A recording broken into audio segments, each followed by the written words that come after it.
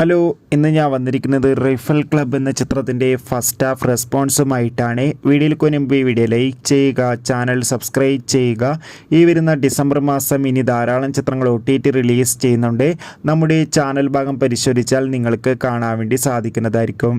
ആഷിക് കപൂറിൻ്റെ സംവിധാനത്തിൽ വിജയരാഘവൻ, ദിലേഷ് പോത്തൻ, വിനീത്, സുരേകൃഷ്ണ, ദർശന രാജേന്ദ്രൻ എന്നൊക്കെ പ്രധാന കഥാപാത്രങ്ങളായിട്ട് ഇന്ന് റിലീസ് ചെയ്ത ചിത്രമായിരുന്നു റൈഫിൾ ക്ലബ്. എല്ലാ സിനിമാ പ്രേമികളും ഒരേപോലെയായിരുന്നു ചിത്രത്തിൻ്റെ റിലീസിനായി കാത്തിരുന്നത്.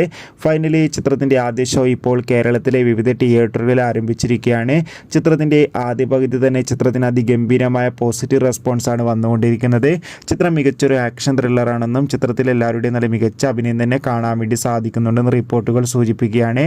എന്നാലും ചിത്രത്തിൻ്റെ കൂടുതൽ റെസ്പോൺസിനായി നമുക്ക് കാത്തിരിക്കാം. ചിത്രം കാണുന്നവരുടെ അഭിപ്രായം തീർച്ചയായും കമൻറ്റ് ബോക്സിൽ രേഖപ്പെടുത്തുക.